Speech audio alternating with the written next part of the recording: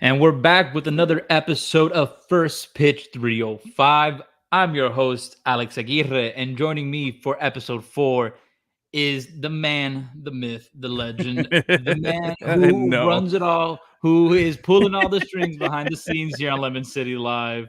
He is like the Wizard of Oz. He's the man behind the curtain. The Edwin big lemon, bro. Garcia, I'm the big lemon. the big lemon. I love it. The big lemon. Edwin Garcia, welcome to First Pitch 305, episode 4. Awesome, man. Awesome, man. Excited to be here. Thanks for giving me the call and letting me come on here and talk my favorite, which is baseball. So I don't now that we changed our format with Lemon City and we're doing all these topic specific shows now.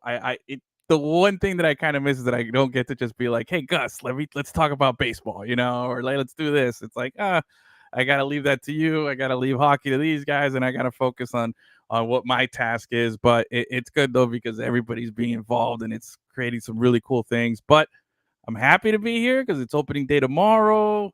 We get to talk a little baseball. There's been a ton of news, and I really, dude, it's Marlins, man. We'll see. We'll look back at the end of September, and be like, God, what a great season, or what a long, boring season. But right now, we have that optimism right now because it's opening day. We're undefeated right now. Let's. I want to build Everybody's in off that. I first want to have a good place. show. Everybody's in first place. I want to have a good show, and the sky's the limit for this season, man. So let's have a great one. Exactly. And we're recording live, and it's the night before opening day 2024. It is Yep. probably for me one of the most exciting moments of the year as a sports fan, especially to someone who loves baseball.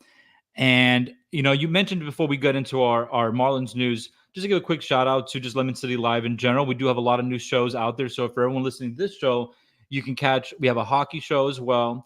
We have our soccer show as well. So we're branching out into different avenues. We obviously have this baseball podcast. So wherever you listen to your podcast, whether it's Apple, Spotify, catch us there, or go on lemoncitylive.com to catch all these different podcasts for all these different sports. But yeah, no, Yeah, man. Edwin, a lot of news has broken out recently with the Marlins. Yep. Let's dive into the one that happened today, a couple hours ago, with John Birdie, fan favorite, the longest tenured Marlin, I believe, or one of the longest tenured Marlins. Yeah. I think since He's gone. He's 2019. been I think dealt. he's been around. Yeah. He's I traded to the Yankees. Yeah, good for him. I mean, like honestly, I go on Twitter, I read Marlon's Twitter, and I'm like, oh, there's a lot of love for Birdie, and I get it. Very Yeah. nice guy, but like, dude, we lost our utility, infielder here. We lost the guy who we plug and play everywhere. Like he's good, but he's not, like I don't know. I guess I wasn't as attached to him, you know what I mean? But I'll miss him because he provided. Unlike some other guys that we've had during his tenure here, that pretty much were in the same role. At least you can count on him. Like, hey, he's gonna come in and pinch run. He's a threat to steal a base. He did lead the league in stolen bases one season for us. And when guys got hurt, he stepped up. He was a good little plug and play guy that you could put anywhere on infield and outfield. So he'll be missed. But I will say I'm a little surprised at the outpouring of fan support for him. I was like, oh, like really? Like y'all really like Birdie that much? I mean, okay. All right. He I had my think favorite number too, 5. he's that is one of my favorite numbers too. But I think here's the deal with John Birdie. I feel why he was a fan favorite. But especially here in Okay. South Florida, where it's hard to, I guess, find fan favorites because no one's ever here for that long. They're always here for only a couple of seasons, practically. Fair. But that's just one. That's one reason though, and very rarely I've noticed, especially Marlins. I feel like Philadelphia has these type of players. Like blue collar, like Detroit, blue collar type of cities. They love that gritty, roll up your sleeves type of player, lunch pail type of guys. And John Birdie Yeah. was your epitome of that. And if you look back in Marlins history, like it's not a long one, but if you look back on it, Marlins never really had that glue guy. That Kevin Millar, he kind of had that folklore with Boston.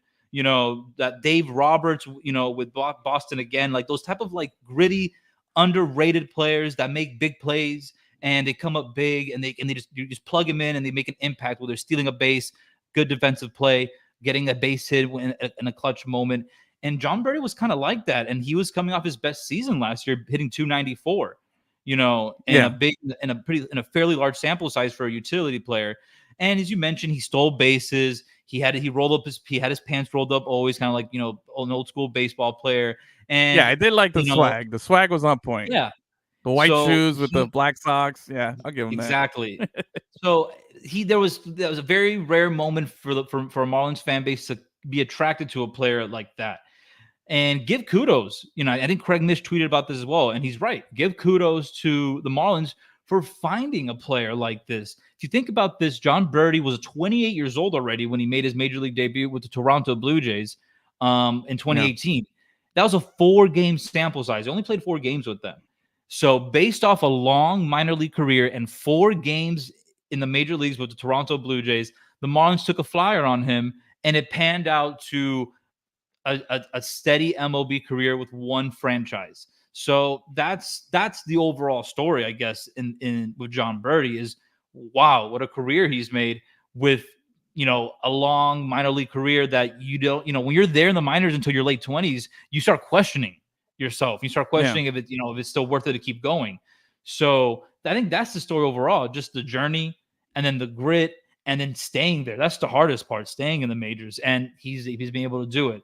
And he's had really good seasons, especially his last couple, hitting 294 last year and the season prior, as you mentioned, leading the league in steals with 41.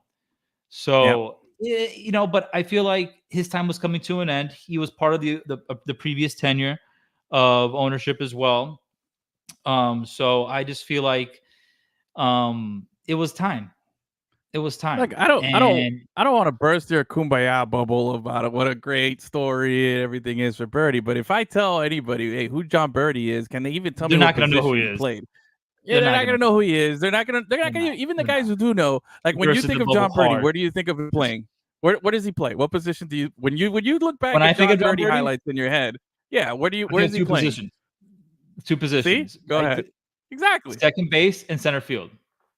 Yeah, that's the thing. He's second base, center field. He's all over the place, which he's crucial to having him on the roster. It's very important because he's definitely, there's a lot of games where guys need him to play because they got hurt. Whatever the case is, he's great. But again, I'm just a little shocked that wow, they're really talking about, I don't know, maybe it's because tomorrow's opening day and it's the last move, so recency bias is that we're talking about him right now. But I am just a little surprised at this big takeaway, because I just feel like the opening day starter. I mean, the opening day shortstop for the Yankees. Not for the Yankees though. No, for the Marlins. For the Marlins, he was projected. Yeah. Well, late in spring training, and then all this all this Tim Anderson talks are emerging more and more, and I'm just like, And then the John Birdie news broke out a couple days later. So it's like, okay, I guess, maybe the Marlins were kind of shopping him throughout the whole spring training and finally found something. But the Marlins in return got 2 prospects. It was a 3-team deal involving the Rays as well. And the Marlins got the Yankees' number 28 prospect, John Cruz. And then they got another outfield prospect from the Rays. He's not in their top 30. His name is Shane Sasaski. So we're replenishing the farm system a little bit, positional players, which is good, because the Marlins, still have some pretty good pitching in the minor league level. So, at least you weren't going to get a big name out of for John Birdie. That okay, you don't have to burst my bubble there. I knew that, but with, at least they got a couple prospects in return, and at least because the Marlins farm system badly needs the help. I'll give him props for that, because picking up 2 guys for a guy that, like I said, is just a utility guy, that's an A+ deal for the Marlins. If we're grading the trade itself, hey, A+. Yeah. These guys could turn out to be great or it could turn out to be nothing, but you got value right now. You don't know what the value is going to be later on, but right now, hey, 2 prospects for a guy that, like I said, didn't even have a solid position, because he's going to play everywhere and he's going to do a bunch of things. And again, no knock on Birdie, but hey, good luck with the Yankees. You're gonna have to shave the little beard. You can't have that anymore. So we're gonna get it's gonna be like the fugitive over there. Just he's gonna shave. We're not gonna recognize him anymore. But good luck to him in New York. He's, again, nice guy. I'm sure. Never heard a bad thing about him in the clubhouse or anything like that. So, but we'll see what these prospects turn into. But again, what really gets to me is not so much that he's leaving and the caliber of playing is like, damn, man, we're the same Marlins as always. Here we are. Just whatever we had that was even slightly, that has some Slightly. notoriety, or somebody that we can like, hey, I know that guy. Oh, he's gone. It's like, oh, he's gone. And what did we get? Prospects, because we never get another name in return. It's never like, hey, we traded Or this like guy the for MLB guy. Yeah. this. Yeah, Yeah. like, oh, no. We got prospects, and it's like, and then it's always like, oh, we don't have it. Like you said, we're replenishing the farm. It's like, wait, man, I feel like every time we do a trade, it's we're replenishing the farm. How how non-plenished is this farm? You know what I mean? Because it's like, why are we always like just getting these No one's guys and developing. no one's developing. It really is. I think the Marlins had that horrible stretch. What was it, in the 2000s, for like over 10 years, where they struck out on every single first round pick that they made. I think that was the one that they did hit on was Oh, Adrian Adrian Gonzalez. Gonzalez, They hit but on then that one. but they traded him for a World Series Or championship, Urbina. when they Yeah. traded Urbina. So yeah, so They went all in for yeah, that one. yeah, and rightfully so. But A+ to the Marlins on the trade itself. Hopefully these cats will come in here and do something. I mean, I don't know. I'm not, like I said, I'm not losing any sleep for losing Birdie, but I just No, I wish won't one either, because day I'd like to you see, trade the that guys so we you can traded. find them. Yeah, I just want to wake up one day and see a headline like, "Hey, Marlins trade for this guy," and I'm like, "Hey, I know that guy." Not like, "Who Hey, is this guy?" Like, so we'll see. We'll see what at the happens. end of the But day, I think A+ John to the Birdie was Marlins. a minor league contract with a spring training invite, and it's like it'll be nice to Yeah, kind of like find someone that doesn't have to be through that route, But yeah, that's, I guess, where the story is, and the story ends there. At the end of the day, that's yeah, John Birdie. Good luck in New York. Thank you for a handful of fun, exciting years. Where you got to see you become a borderline everyday baseball MLB player when you weren't stuck sticking it out in the minors until your late 20s. So yeah, good man. luck to him. And 34 years old too. good Like, that's an A+ deal. Two prospects for a 34-year-old mid utility 30s. guy. Like, come Yeah. on. So no, I think it was a great trade by Miami, and no surprise there that Peter Bendix, Yeah, new Marlins president of baseball operations, he's involving his former team again in another trade. I think that's a third deal this offseason, because we're still technically in the offseason. Third deal in the yeah, offseason that he involves his former team. He did it with Vidal Brujan, that utility mm-hmm. player who's going to make the opening day roster. Christian Betancourt, who is platooning the catching position with Nick Fortes, and now this trade Yep, and getting Shane, Shane Sasaski, one of the yeah, Rays outfield prospects. So a little bit of activity towards the back end of the offseason with this trade, signing Tim Anderson to a 1-year deal. And I guess now he will be the one manning shortstop. yeah, That's a clear given. So, and speaking of shortstop, that goes into our next topic of conversation for this episode, and it's about our former shortstop with the Miami here we Marlins, go. Yeah, Miguel Rojas. I know you wanted to mm, get in on this, Edwin. Let's do it. Let's yes, talk about this. The Jazz Chisholm Miggy Rowe media back and forth. I wouldn't call it yeah. like a heated debate or a heated argument, but It's there was heated. a It's heated though. It's it's definitely not it's heated not for on baseball. fire. Yeah. Okay. I True. think it Yeah. is. Baseball Like, standards. Yeah. it's because you don't see this. You don't see No, you guys don't. openly taking shots Hairpin in back and forth. public, on social media, about current players. A lot of it is always after the fact with somebody who can't defend themselves or is no longer. No, Miguel Rojas is still on an active major league roster. Jazz Chisholm is, the star of the team where Miguel Rojas used to play, and he's calling him out on. So I think this is fantastic telenovela stuff here that we don't normally get. You know what I mean? So on that aspect, it's spicy. It's super spicy because I like, wow, okay, hey, sure. I wasn't expecting that. And to have it again, so close to the end of the season, really just like kicks up this opening day one another notch. I can't wait to see what happens, especially now I'm circling that first Dodger Marlins game. What's that pregame going to be like? And Very looking at true. the other guys, but I think giving people a bit of context as to what happened, if you don't know, well, it Sure. started Go with for it. Jazz. He was on the Pivot podcast, I believe, and he was talking about how his first, which was, let's take it for what it is. Jazz talking about his first 3 seasons in MLB being horrible and being like sad and not happy, not During the enjoying himself. pandemic This is a season. guy, yeah, and this is a guy who, when you look at Jazz and you think about him, it's hard not to see the guy and think of him smiling. He is a personality. He's very happy. He's very, he looks like he's having fun at all times. He is super talented. If healthy, the kid is like a baller. You know what I mean? His transition last season from second base to center field started off a little shaky, but he finished Right. fantastic at the end of the season. He was great. Like you were like, Agreed. wow, that guy's a center fielder, and that's the hardest of the outfield positions to play is center field. And he Especially in took Lone it like a Depot. champ. Yeah, exactly. And to see where he's come from and what he's done is really like, man, I've grown to like Jazz a lot again. And he reminds me of why I like baseball. I like the big personalities. I like the Jazzes more than I like the Mike Trouts that are like, I don't like the I like the Jose Fernandez and not the McCanns from the was the catcher from the Braves that like got Ryan mad at Jose McCann. Fernandez because Ryan McCann for hitting a home run. Like they get And he off got my mad at lawn. Carlos Gomez. He didn't Yeah, let him dude. cross home plate. He stopped in the middle of the baseline. It's like any guy who flipped a bat or pimped out a home run, he's Yeah. like, you will not pass me. You will not step on Nah, home man. plate. Give me Jazz, give me Yes, yeah, Yasiel power Puig, apples. give me those guys. I like watching them, and at the end of the day, like Jazz said, we're playing a kids game, or they're playing a kids game. So let them have fun, enjoy it.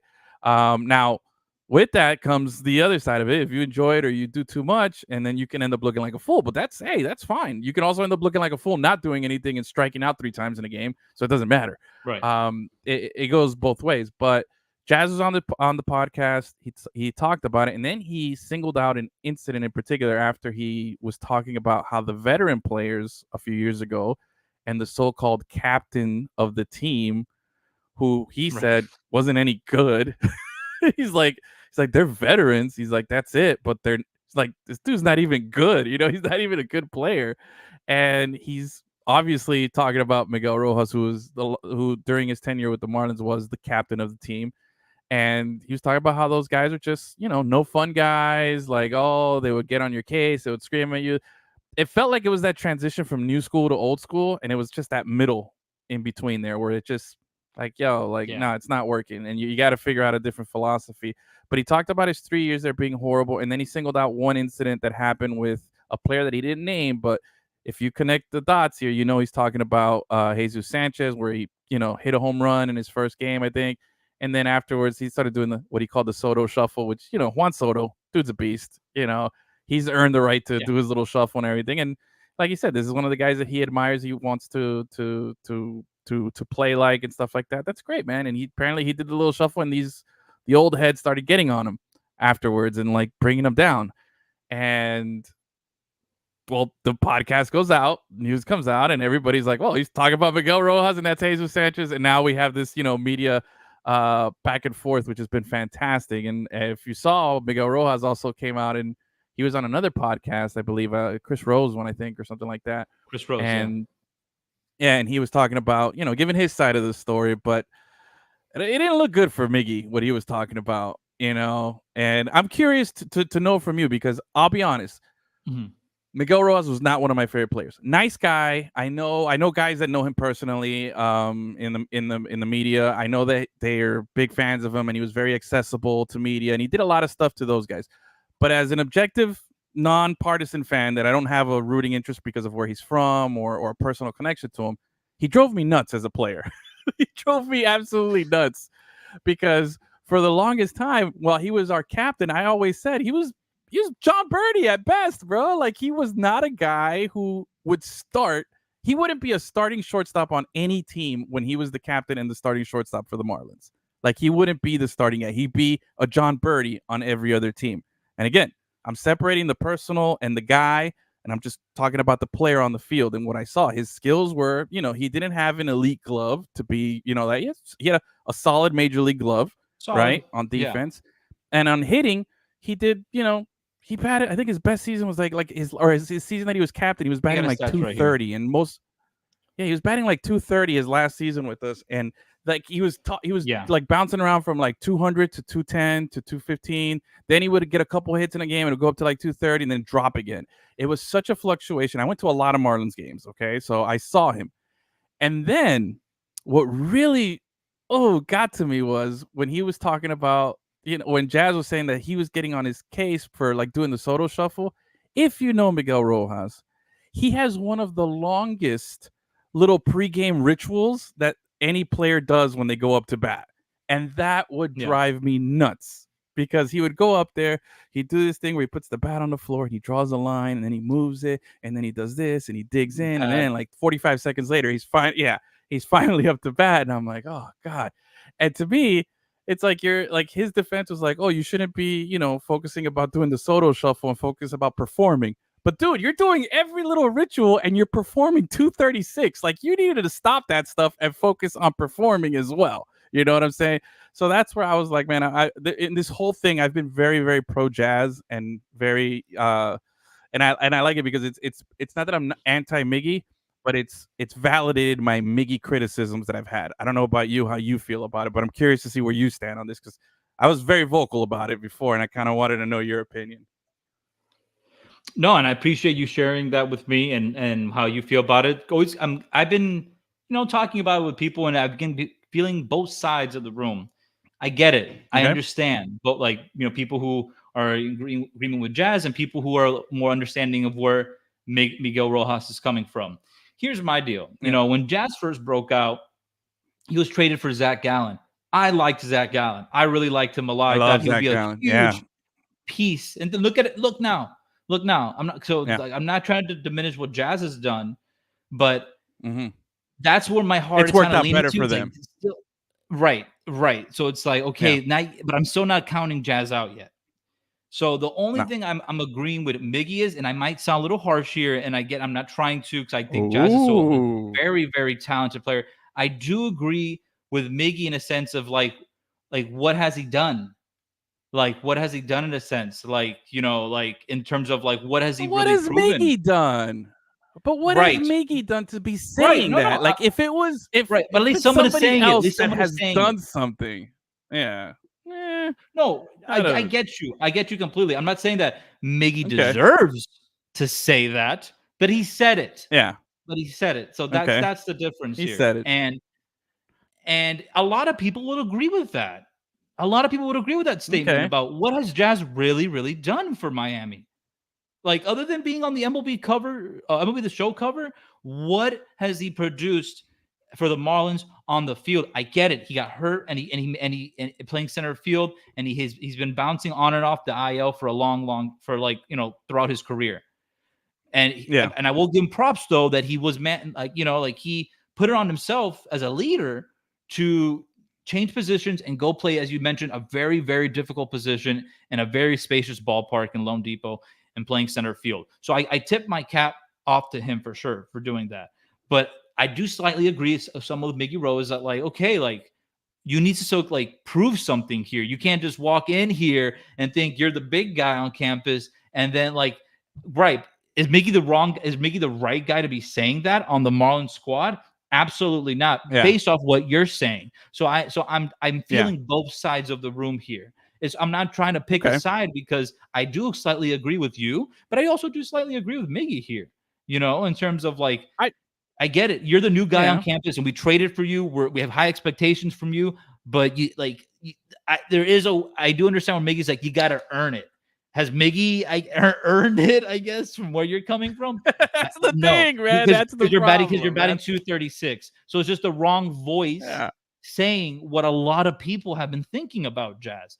Do I think this is what Jazz is for the rest of his career? Absolutely not. I love Jazz. Jazz has really grown on me. I do agree with you. It was rough in the beginning, not rough.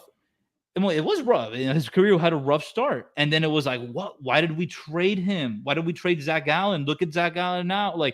Zach Gallen has been growing more and more as an ace, and so now he's a top 5 pitcher in the MLB. So there's still a lot of people who have doubt in Jazz. That's the thing. It's Yeah. not like he's Yeah. won over the Miami fan base and MLB fans all over. He still needs to put a full season together where he's healthy, hitting home runs, stealing bases, hitting for decent Mhm. average. I don't think he's going to hit for 300, but can he hit 270, 280 around there and be productive and be healthy all season? Absolutely. But he needs to do it. He needs to do it. Yeah. So I understand where Miggy Rowe is coming from. I like how you prefaced it, and I like how you said it. Like he said what a lot of people were thinking. He's just not the voice to say it, and that I think really sums up the whole thing here. That's what really, really sums it up. is the criticism on Jazz valid? Yeah, okay. What has he done? I can see why people would think that. But let me put in a case for Jazz, okay? Because I got his numbers here, all right? Sure, He's sure. been in the league. He's coming on his technically it's gonna be his fourth big league full season, okay? Because his first Right. season was the COVID. COVID season. We're talking 20 games. But Mind you, sorry the to most interrupt you games there, he's but played mind in you, his yeah, that COVID year, Jazz's rookie year, that was yeah, Miguel Rojas, excuse me, best year, average wise, hitting yeah. And 304. So like there, that's yeah, and let's just put that 40 in games. perspective here, guys. Right, but like let's just put Yeah. that in perspective here. That he's coming off Miguel Rojas, ego wise, mental wise, he's coming off his best season in a really crappy season. A lot of negativity, a lot of like just bad stuff sports wise in general. It's COVID, it's the Yeah. pandemic, and His he head was got able to big. step up. Right, right. His You head said got it. big. Okay. That's what it is. His head got big. Yes. If we're talking 40 games here, if he played all 40, I don't even know because I know a lot of the Marlins didn't play because at one point the whole Marlins team was sick with COVID and on quarantine. So I know that for I a just wanted fact. to Look, preface if that, he was coming off, like, yeah. yeah, I think if he's coming I off just want, yeah. that season where he did feel like he stepped up, and I get it. Miggy feels like I stepped up in 2020. I showed it 304. I don't know what his best season was in a full 162. What I his have it best here. batting average is, but I know it's 280, not nowhere close 284, to 284 in how many um, games? 132. So he had Okay, not 526 bad. at That's bats. actually pretty decent. And then his second That's best not bad. season is just less at bats. He hit 290, but in 306 games, and he only had one home run and 26 RBIs. The 284 season, he had 5 home runs and 46 RBIs. He's only eclipsed 10 home runs once, which was in 2018. He hit 11 home runs for 53 RBIs, but he hit 252. He's never been a stolen Yeah, base and threat. look, His max is 13 in 2021. So John Birdie, because you're comparing to John Birdie, I kind of see it. Miguel has yeah, more pop. Miguel has more pop, but John Birdie has more speed and can play more positions. slight more pop because when you think of Miggy, you're not thinking of pop. You know what I mean? We got to compare it to a fair comparison here. When you think of Miggy, you don't think of pop, you don't think of batting average, and you don't think of an elite glove on defense. You don't think of stolen bases, but he's does enough of a lot of little things to be a good player, a major leaguer, which is better than 99% of the people out there. Right? Is that there's this you're part of the select few that are major leaguer. Let's put it in perspective. I'm not going to sit here and be like, yeah, I could do that, but hey, aside from that, looking at after that COVID season in 2021, Jazz played 124 games. That's the most he's played in a single season. Okay, and this is where you got to see a bit of that. Why we do value him. Why we traded Zach Gallen for him. Okay, we're talking 18 home runs, 53 RBIs, and a 248 average. 23 stolen bases. That was a small sample size, and that was essentially his rookie season. Where he played 124 games. He was also hurt. He was also rotating and not playing every day. I don't know if he was a late call up or if he got or if there was some time missed or anything like that. But you saw it. And then here's the very telling number. The following season, which remember he was an all-star in 2022 because he got off to a good start before he got injured. In 2022, he finished with 14 home runs and 45 RBIs, pretty much similar numbers in half as many games because he only played 60 games as opposed to 124. So you see the progression, you see the pace, you see that, hey, okay, when people say, oh, he hasn't done it, do it for okay, he's doing it. He just hasn't done it for a full season. Notice but how I if healthy, clarified you're health. going to see the guy. Yeah. And then last season, 19 home runs, 51 RBIs. But again, he only played 97 games. So the dude has the pop. He has the legs. And we saw I think the biggest compliment that you can give Jazz was not any of that stuff, is the fact that he transitioned from, hey, this is the position you've been playing your whole life, or this is how it got you to the majors. We don't want you to do it anymore. Go play the outfield and do it well. And let me ask you, right now, who is the star? Where does Miggy Rowe play? He plays for the Dodgers, right? Yeah, but he plays for the Dodgers, right? And who's the shortstop for the Dodgers right now? Who's the shortstop for the Dodgers? It's Mookie Betts. Okay, they moved Mookie from the outfield to shortstop over the shortstop that's been playing shortstop his whole life. So again, perspective here. We got to have it right. But I think the best thing that we could take from this is what you said, which is it was valid for him to say what he said because a lot of people probably felt that way, but he wasn't the voice to do it. But I think I think that I'm obviously more on the Jazz defense side Of here, course, but I yeah, can see what you're talking about, and I agree. I agree with some of those points. But again, I gotta give shout outs to but plus I also have a selfie with Jazz, and that's why I kind of like him too. I got a really cool picture with him. But that's just messing around. But I want to see what Jazz. I really pray that he could put same. together a full season here. Because if he does, I really think that we're gonna see some really really cool stuff with him, man. No, I totally agree with you, and I appreciate you, giving your take on this and your side of it. And I've always believed in Jazz in terms of his talent. Is like I Yeah, clarified before, it was his health. It's always about his health. If he can stay healthy and put 140 games up there, when it's all said and done at the end of 2024, then you can see, as you mentioned, because he was on pace until he just gets hurt. He is on pace yeah. to be a 30-30 guy if he can just stay healthy. Yeah, I So think I'm his sorry? 162 game average, if he were to play Mhm. 162 right now, would be 28 home runs, 83 RBIs, 32 stolen bases, and about 250 batting average. Not bad. So Not it'll be bad. nice if that That's if he were to 250 play. batting average can be a little bit higher, but yeah, Yeah. 30-30. He's a 30-30 Yeah. guy. Yeah. So Oof, man, that'd be I'm nice. praying like you. I'm praying like you that he could put it together, and that's the only question mark at the end of the day. It was no one I think has Yeah. ever questioned his ability as a player. It was just, can you keep it together? Can it be put together for a full season? And the only, I guess, blemish, I guess people would say maybe early in his career was hitting left-handed pitchers. But come on, guys, like you got to let him develop. So like he wasn't a guy in his late 20s that he's like, okay, like enough is enough. Like we've given him too many Yeah. chances. Like he still there is still more room to grow. That's still the Yeah. beauty of it with Jazz. That yes, there's still room to grow, but I guess coming from a fan base that's, let's be real here, we're desperate for a talented position player that's young. He's not really homegrown, Yeah. but he was kind of homegrown ish. That Yeah. I guess we just got kind of desperate, and I guess that's where those feelings were coming from. I guess that people didn't want to speak up about, but Miggy Rowe did. So, Yeah. and And I'm not gonna I think be it's like sitting valid. on the fence here. I was one of them. I was one of those fans that was frustrated with his performance Yeah. because like he's so good. That's the thing.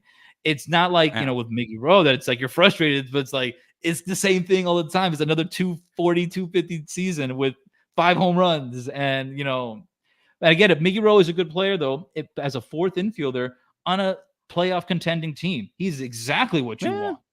He's exactly Yeah. what you want. I think coming as your utility guy, because that's where I think Miggy Rowe fits perfectly if he's gonna Yeah. be like on a winning team. But Oh, if you're Miggy gonna Rowe has a spot. Yeah, he yeah, has a but if you're place gonna in Major League Baseball on a roster for sure. But I'm just, again, you shouldn't be the guy saying that, and that's where it's bad. So and if you look at the Marlins record, from since he got here from 2015 to but before I guess that 2020 season when he stepped up, or when he I guess, but from 2015 to 2019, if you look at the Marlins records, like you can see why he is kind of was the everyday shortstop. But after Echeverria left the team, let's be honest here, guys. Denny Echeverria was still on the team when Miguel Rojas was there too, and Denny yeah. was the starting shortstop, Oh, and but Donovan Solano was Danny is starting games also over Miguel that's right. Rojas. So Donovan Solano, what a Donovan renaissance Solano, his and career has had. Yeah, yeah, good for him. Good for him. But Echeverria, who I last checked, is playing in Mexico. I think I saw that today. Mhm. He's playing in the Mexican League. Homie was like the Cuban Ozzie Smith, bro. Like when it comes to on defense, that's as close as it gets, bro. That guy was a black hole there. There was no way, Miggy was ever gonna couldn't dethrone him couldn't there hit on worth a defense. damn. But he was Yeah, I exciting know. to watch. Yeah, Love that, man. Miguel Rojas was Unfortunately, a too better many hitter, I Cuban will guys say, than like that. Denny. Yeah, Yeah. But too many of these Cuban guys are like that. Remember, like one of my favorite all-time guys to watch. Sometimes I'll just go on YouTube and type in Ynesy Ray Betancourt. Ordonez and Oh, Ray no, Ordonez. no, Yeah. no, Ray Ordonez, bro. Go watch Ray Ordonez highlights on YouTube, and it's just like the best thing you'll see, bro. The guy batted like a $180, but man, he was on the Sports Center top 10 like every night. Like that guy was just pulling stuff out of like just incredible diving, running, throwing, everything. Just a beast. And on defense, but just couldn't Did he hit play for for the Mets? nothing, man.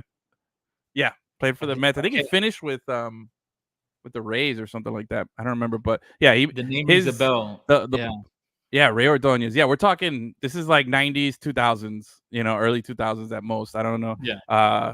But dude was. Let me see, Ray. I'd have to look it up. This is not good radio or good podcast. Is somebody typing on the No, I computer? do But remember I'll Ray tell you Ordonez right now. because I'll tell you this though. Yeah, as I feel like 96 time to read one. 04. 96 to 04. Okay, yeah, because I took out an old MLB The Show game recently for my PlayStation Portable. I just one of those nostalgic moments I had, and I saw the name. Nice. I saw the name. So I was like, did he play for the Yep. Mets? Something like that. Because that's where it hit me. So I'm like, perfect. Okay. Yeah. Three-time Gold Glover. 3 in a row from 97 to 99. So yeah, that dude, I'm telling you, he was a beast, Ray bro. Ordonez. Just Did not think Ray we were gonna have a Ray Ordonez. Ordonez shout out on this episode of First Pitch Yeah, I know. 305, but you never know. Shout out You to never the know man, with bro. him. He's So 53 years old now from La Habana, Cuba. But look, check him out, man. After the show, go on YouTube and thank me later. But let's talk about, we got the Jazz stuff out, we got the Miggy Rose stuff, the Birdie stuff here. it's done. We got it off open our day chest. tomorrow, I feel man. a lot better now. Yeah, I do too. What are we? I'm glad we broke that down. But yeah, no, we got opening day to talk about. We got a lot of stuff actually to talk about, a lot of question marks that I talked about early in spring training in the first couple episodes of this season of First Pitch 305 that have not really been answered yet. On the contrary, things have actually worsened. Things have gotten so much worse in terms of the Marlins starting rotation because of injuries. So we all knew that Sandy was going to be out this season. So Edwin, I'm going to tell you this. Going into 2024, the Marlins are going with a rotation of Jesus Luzardo, Trevor Rogers, Ryan Weathers, and AJ Puck as your four, because right now that fifth spot is still up in the air. They're still kind of finalizing that. But pretty much 4 guys, all lefties, and those are your pretty much that core of your rotation going to 2024. How do you feel about that after the other names I've left out, like Braxton Garrett, Edward Cabrera, obviously Sandy, so what's your feeling, going to season with, that core of the starting rotation built like that? Honestly, it scares me. It really does. After Luzardo, it's a roller coaster ride of confidence there. We don't know Weathers. Yeah, I saw your dad pitch for the Marlins in the 90s. I don't know if you can pitch. I'm kind of curious to see. We'll find out. AJ Puck definitely wasn't a closer. I don't know if he's a middle reliever. He used to be a starter. I'm curious to see how he's gonna. AJ Puck to me had all the things that I wanted in a closer, but just couldn't hold it on. Like you could tell as the season went on, the confidence wasn't there. So I'm curious to see if he didn't have because it felt like with Puck last season, it was a mental thing. So now we're asking him to do an even bigger mental thing, which is, hey, stop doing everything that you did and now try to be something completely different. How are you going to deal with that? Spring return so far on him has been, pretty good at times, but then we don't know. I don't take too much stock from how you perform in spring training. It's hard, yeah. It's hard to do. Yeah. So and then the 4 back-to-back lefties. But I want to see. So I think there's going to be a surprise there. I think there's going to be a surprise. I feel like one of those guys could step up, because if there's one thing that the Marlins have been known for throughout their history is pitching. If you were to really think about the Marlins' development during season, it's been pitching, whether it was Jose Fernandez coming up and, being undefeated at home, basically, or, the emergence of a Josh Johnson or, an AJ Burnett, any of these guys that, man, who was the dude in the 2000s that used to sweat profusely? And Scott Olsen. Tip his hat, Scott Olsen. But Scott Olsen was serviceable. He was a good pitcher, like whenever we struggled on offense, rotation. I felt like we've all. Yeah. So I feel like maybe we still got some magic in there, some Marlins magic, that one of these guys will step up and be that next little surprise. Like, oh man, hey, Sixto, in 2020, we like, hey, this guy, he was a little hyped up, but hey, overperformed. Can we get somebody to overperform? Yeah, I hope so. We have a history of it. Do I count on it? No. I'm not counting on it because it's not realistic. It's tough to rely. A question mark, especially with Trevor Rogers. He hasn't pitched in, since the beginning of last season in an MLB Yeah, game. So but how's he going to look? AJ yeah, Puck, as you but mentioned, how's he going to yeah, transition? yeah, So there's a lot of it's gonna question marks be. on this roster. Brian Hoeing, he might be the fifth man. Max Oh yeah, Meyer, I forgot he about got him. designated to the minors. Yeah, there's still a couple names thrown out there that can be that fifth guy. Yuri Perez as Yeah, well. He's still but he's kind of like battling something very mild. I think some light inflammation in the yeah. shoulder. I think they're being So very careful with of Yuri. I think course, they're just being very absolutely, careful, for good and reason. especially because look, Sandy didn't have a Sandy season last season. What was he? 7-12, not in a 4+ ERA. That wasn't a Sandy season coming up to Cy Young. No, So he was. I feel like he was overcompensating. I think maybe the pitch clock, the new rules got to. I don't know. Something happened, but he wasn't the himself. And then shifting as well. obviously That was the the big talk shifting. in the press boxes that the Yeah, shifting kind of he's a ground ball pitcher and a power pitcher as well. So he's going to rely on the ground ball, and the shifting kind of not I'm saying drastically changed his statistics, but I feel like it did kind of tinker a little bit with yeah, the way he goes about absolutely. his day to day, his routine on the mound. So, but And I he was feel like still a that's what horse. Though. That's affected. the thing. He Yeah, lasted the whole season practically.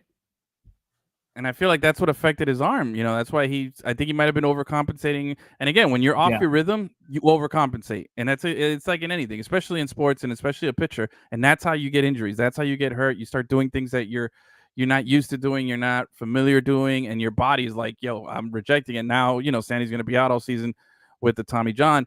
I think the fear is there with Yuri that something like that could have been, either in that he could be going in that direction, and I think they're being very extra cautious with him. But I think if Yuri is back, just like how he was last season, I think he could be that number 3 guy, that number 3, 4 guy, maybe even a number 2 guy, because he has the stuff, he has and he has the hype. Like we're banking on him being the next Sandy, so there is that. Hopefully that He's doesn't taller deter him than too Sandy, much, but he can yeah, throw just as yeah, hard as Sandy, it's like a different version of Sandy. You know what I mean? So we're very very hopeful that we'll get something Sandy like coming from him. But I think my biggest hope here, and who I'm counting betting on, is Sixto. I think Sixto, we didn't mention yet, nice. but I think him, Yeah. he's gonna. I feel like he's gonna. I'm hopeful for the comeback, like to have it come to fruition. The kid hasn't pitched since 2020. It's been weird. He's never pitched in front of fans before, so this is going to be his first time this season at Marlins Park, which is crazy to think. I feel like he's got the stuff. I don't know what was wrong. I don't understand what took so long, but I feel like it's now or never, and I'm really hoping it's something happens now with him. Like he made the roster. He's on the opening day. He He'll be did. there tomorrow. He's gonna be in the bullpen, but I think that comeback is still coming for him. I think he's gonna work his way That from looming the fifth bullpen. spot in the rotation. Yeah. Yeah, that's got Sixto's name all over it. I mean, he's got the stuff, and if he can figure out how to get the stuff working, he's gonna be in that slot. You know what I mean?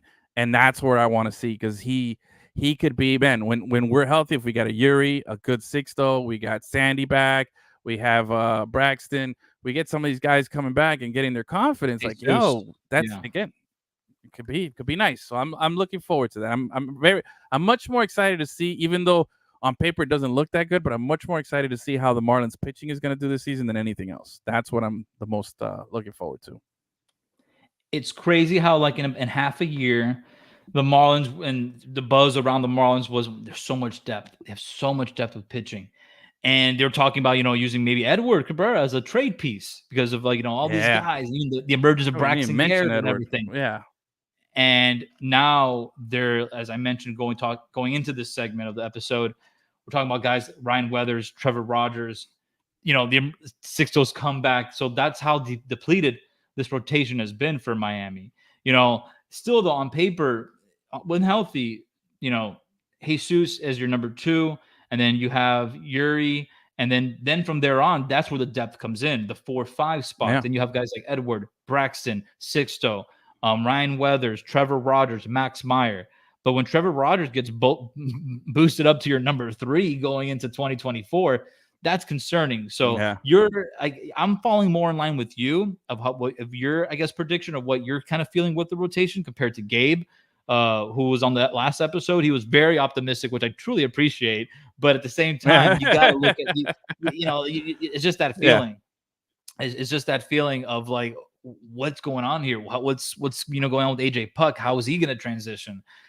Pitching kind of every day, being a power pitcher, you gotta have to take a little bit off that fastball and kind of elongate your career. I mean, your outing into 4 or 5 innings Yeah. at Yeah. least. So Mm-hmm. and how are you going second time around the order, third time around the order?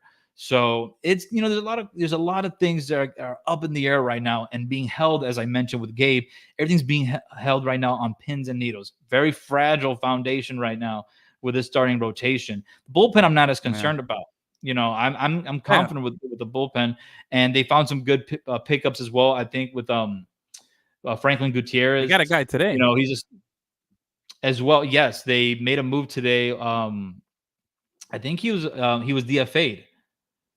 I think so. And Yeah. now he's in My part of the apologies for Marlins not having it bullpen. here. Yeah. No, yeah, I My totally apologies for forgot not about having that it here, move as well. but But what's so it the Marlins called? are So you feel having some activity.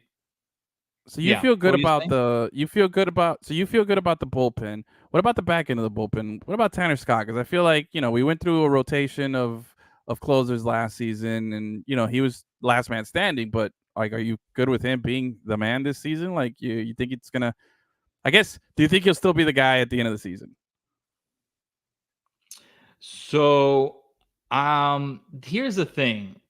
With Tanner Scott, I feel like I kind of compared to basketball in a sense. How there's a really hot shooter, and he's made like 4 or 5 3-pointers in a quarter, and his worst enemy is the end of the quarter, is the end Yeah. of because it kind of just everything just stops. You kind of you have to take that break. You're forced to, and that's kind of how I think of with Tanner Scott right now. And I'm hoping I'm wrong.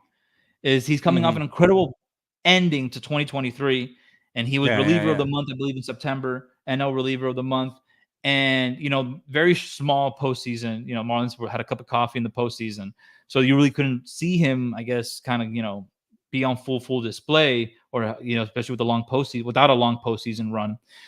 But I'm curious to see how this long break will treat him. More, I guess he actually has a full offseason to mentally, because it is a huge mental game being a closer. Huge. 100%. So Yeah.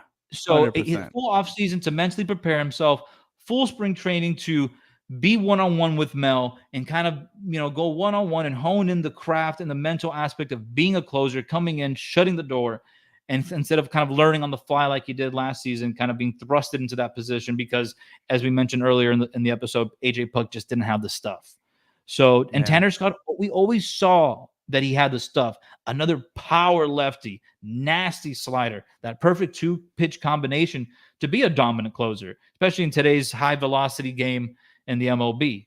So Yeah. he has the stuff, and he showed that he has the stuff. So let's see how this break, this offseason it was a positive or a negative in terms of hindering his momentum from how we finished off 2023. So I'm confident in Tanner. I think he'll do great. He looks good. He looks confident. When I saw him in spring training, he seems happy and in a good mood. And I think he's going to be great to hold down the 4th and 9th inning. All right. So yeah, that's kind of It sounds like you're a little more. Hmm? It sounds like you're a little more confident than I am when it comes to the back end of the A little bullpen. bit. So I appreciate it. I'll lean on your confidence I'll live vicariously through your confidence there. And overall, like I said, I'm a little more happy with the bullpen and everything. And I just wanted to give a shout out to Kevin Burrell for clearing it up there, Birch Smith, but also his YouTube picture is him in band, and I freaking love that picture. Yes. his avatar is the best. Yes. Kevin is the best, man. It's been like that for a minute now. Yeah, I love Kevin. If you don't follow Kevin, make sure you do, because he's fantastic, and that guy knows way too much about the Marlins for his age, but he's a beast. But yeah, so I'm gonna live vicariously through. Yeah. No, he's great. I love Kevin. He's awesome to be around. Obviously, people, if you listen to Let Me Say Live, Kevin through his coverage with Pause Up podcast, and for his work with Fish on First. His Marlins coverage is there. And just shout out to the guys over there. They're great. They do good stuff over there. But that kind of, I guess, recap. I mean, ends our conversation with the Marlins pitching department. Let's wind this episode down. Let's kind of round this episode off with the offense, the hitting department. Okay. I feel like majority of spring training, it was already kind of a given who was going to make this roster. There wasn't really a lot of competition per se. I know they had Trey Mancini. He got released. Kirk Casale was, vying for a catching role, but they already had Christian Betancourt in that trade. So that was just kind of more of a depth piece, but he's testing the waters in free agency. So everything's pretty much been set in stone, I feel like, for the Marlins and their opening day roster. For the infielders, I'm going to just break it down for you real quick here. We have Tim Anderson, Luis Arias, Josh Bell, and Jake Berger. And then for outfielders, we have Jesus Sanchez, Nick Gordon, Aviseo Garcia, Brian De La Cruz, Jazz Chisholm, and Vidal Brujan. Vidal can play infield and outfield. He legit plays everywhere on the field. So, and then your catchers is Nick Fortes, Christian Betancourt, and that is pretty much your core of offense right there. That's what going into 2024, Marlins really haven't suffered any injuries in spring training, luckily, compared to what they've suffered in the pitching department. So I just told you the core of the offense, pretty much the everyday guys and the bench pieces. How do you feel? What's going on in Edwin's brain going into this season with that type of core? Honestly, at the beginning, I was like, man, we didn't make the moves. We didn't add any pieces, but I was kind of hoping for something. We didn't do it, but I like what we have. If it's weird. I don't know. Maybe it's just they beat me up with it and it's kind of grown on me, but I like Berger. I think he's going to be great. I'm hoping, Anderson really locks down that shortstop and finds his form again, regains his form, because the dude was an all-star. He was a great player. I'm always going to remember him for that moment when, at the Field of Dream game where he hits the walk-off and everything. Like, the guy's a baller, bro. I love it. And Luis Arias is the best player on the team. I mean, hands down, he's our stud. He's the Venezuelan Tony Gwynn right now. That's what the comparison is, So I like that. I'm all for it. Yeah. Josh Bell, I like our infield. I actually really like Christian Betancourt. I liked what I saw in the Serie del Caribe when we were there, and when we saw him play for Panama. Yes. So I like what I've seen from him. I hope that he can really do some stuff, because hey, Nick Fortes could hit. Is his defense great? We had Jacob Stallings last year, who was supposed to be a Gold Glove, but that guy was making errors. That guy was playing like crap, and he couldn't hit anything. So, kind of addition by subtraction here. Again, we get rid of that guy. The part. The hitting is not. Those guys can hit.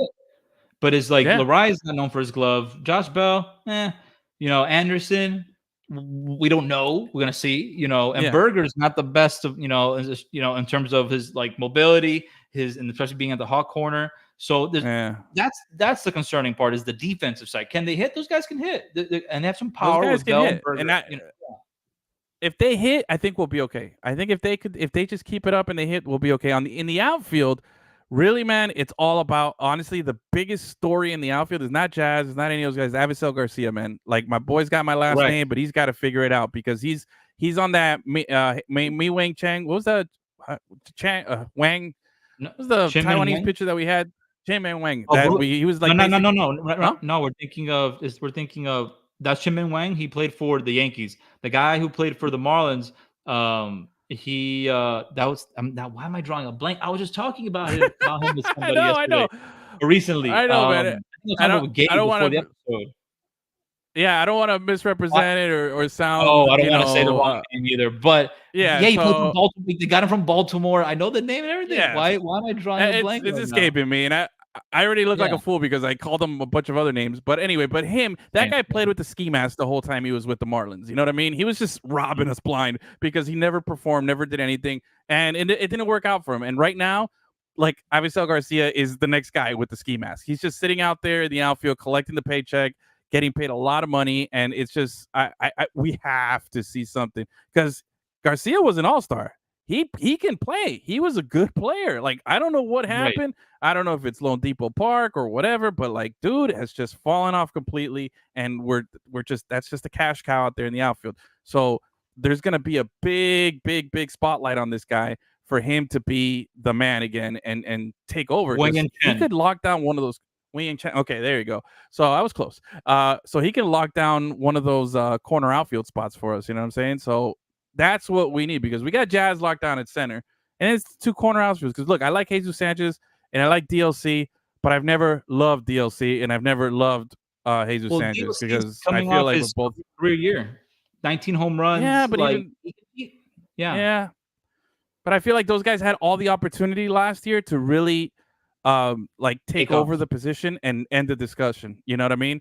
And I feel like here we are again and we're still debating. So that's where I am at on the offense there. I know we got just like a couple minutes here before we got to get off, so I don't want to for ramble too sure. much about my disdain No, of no, what they didn't do last season. I want to piggyback off you real quick. It's funny you mentioned Avi, because Avi was just a quick little shout out again to Fish on First, Big Fish Small Pod with Danny Rodriguez. One of their episodes, he asked me who was my dark horse or breakout candidate, or like one of those type of questions for 2024, and I picked him. Yeah. I picked Avi because, for crying out loud, like what happened? Like, as you mentioned, he was a 20 home run guy, 80 RBI guy, you know, and as we're seeing here from Kevin, let's pull that up here on our stream. I agree with you, Kevin. I don't expect to see Avi too much action in the outfield, but I don't. But he can be a guy that can hit against lefties. You got Nick Gordon, as you mentioned, who can play infield and outfield. But yeah, I see Avi in a platoon. I do not expect Avi to be an everyday player, but the drop off is insane, Edwin. The drop off is massive. I get it. The health has been a huge factor, but when he's been healthy, it's like so many rollovers, ground ball double plays, flyouts. It's like striking out runners, scoring positions. Yeah, he's like a bum. you had a decade long career prior to coming to Miami where you were a 20 to 30 home run type of guy who can give you 70 to 90 RBIs, where you were a fringe all-star player. We were overpaying for you, kind of, and you couldn't even play half of that role. So that's where the frustration comes in. I still root for him because, like, that was an exciting signing when initially when I thought, okay, they got a good player. Avi Garcia is a good player. And, as we're seeing here with Kevin, yeah, he'll probably likely DH tomorrow. I don't mind him DHing if it's a lefty pitching. He's got pop still. He's still a strong guy. He can still play. Look, hit. I don't care. I don't care if healthy. he's DHing. I don't care if he's playing second base, catcher, or if he's not. As long as he's doing something and he's hitting, that's all. Like, that would save us so much of a headache, because we got guys that can play the corner outfields that are decent and they have good a good glove.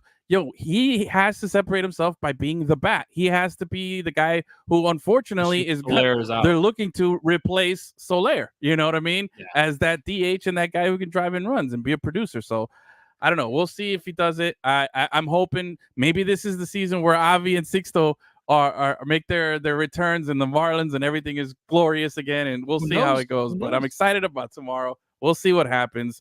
I'm just looking forward to it. And again, dude, just rock and roll, man. It's 2024. Let's go, baby. Exactly. So last thing here, my final thought is, Marlins are relying a lot on bounce backs, health, and just everything's held right now on pins and needles. Everything's on a fragile right now. And that's all I'm going to say. But I'm so excited for the Marlins coming off a 2023 postseason appearance. Let's see if they can, make history as a team, make the postseason for the first time in back-to-back years.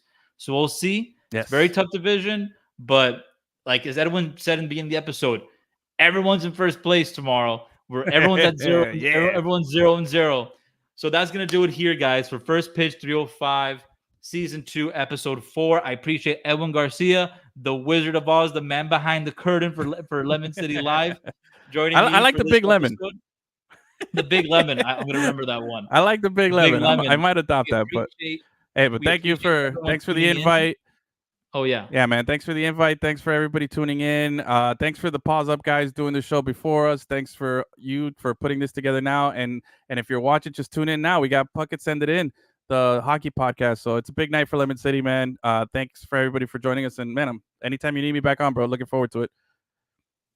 All right. You can catch us at lemoncitylive.com or wherever you listen to your podcast. That's Edwin Garcia. I'm Alex Aguirre. Opening day tomorrow. And remember, guys, let's go fish. Yeah.